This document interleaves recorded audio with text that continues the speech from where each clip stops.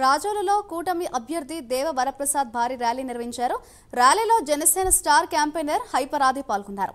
ఈ ర్యాలీలో మలికిపురం మండల పరిధిలోని రామరాజులంక, సగినేటిపల్లి మండల పరిధిలోని పలు గ్రామాల్లో కొనసాగింది.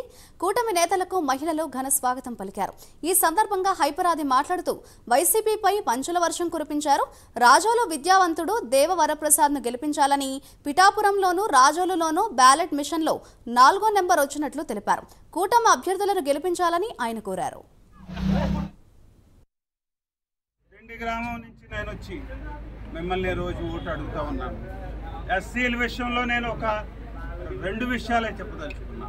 ఒకటవది, మనకి సబ్ ప్లాన్ కింద రావాల్సిన 5 సంవత్సరాల్లో సుమారు 1,00,00,000 కోట్ల రూపాయలు ఒక్క పైసా కూడా ఖర్చు కావాలి. రెండవ సంగతి చూసినట్టయితే 19% రిజర్వేషన్ ఎస్సీలకు ఇవ్వాల్సి ఉంది. కానీ ఇది ఈ రోజున ఇచ్చింది కేటాయింపులంతా కేవలం 12% మాత్రమే. అది కూడా ఖర్చు కాని పరిస్థితి. నేను చెప్తున్నాను, నేను హామీ ఇస్తున్నాను ఈరోజు మీకు అందరికీ. సప్లైన్ కానీ 1,25,000 కోట్ల రూపాయలతో వచ్చే 5 సంవత్సరాల్లో అమలు చేస్తామని, ఏదైతే ఉపాధి పథకాలు ఏదైతే ఉన్నాయో గతంలో, ఏది కార్లు కానీ ఇలాంటివన్నీ కూడా మళ్ళీ తిరిగి మీకందరూ కూడా అందజేసే రోజులు వస్తున్నాయి.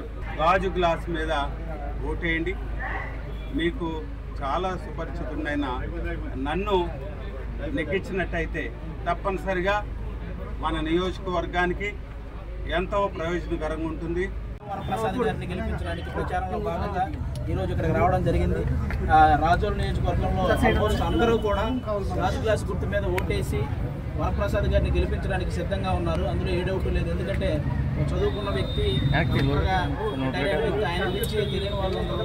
కాబట్టి అలాంటి వ్యక్తి వస్తే ఈ నియోజకవర్గం అభివృద్ధి ఎంత జరుగుతుందో అందరూ ఊహించగలరు. ఎందుకంటే ఇంతకుముందు గెలిచిన వాళ్ళకి కనీసం అసెంబ్లీలో మైక్ కూడా ఇవ్వలేదు, అలాంటి పరిస్థితి. కానీ వరప్రసాద్ గారు లాంటి వ్యక్తి గెలిస్తే ఖచ్చితంగా అసెంబ్లీలో ఆ మైక్ తీసుకొని ఈ సమస్యల గురించి మాట్లాడే సత్తా ఉన్న నాయకుడు అనమాట ఆయన. కాబట్టి అలాంటి వ్యక్తిని అందరూ గాజు గ్లాస్ గుర్తు మీద ఓటేసి గెలిపించాలని, అలాగే ఎంపీ అభ్యర్థి అయినటువంటి మన బాలయోగి గారి అబ్బాయిని కూడా సైకిల్ గుర్తు మీద ఓటేసి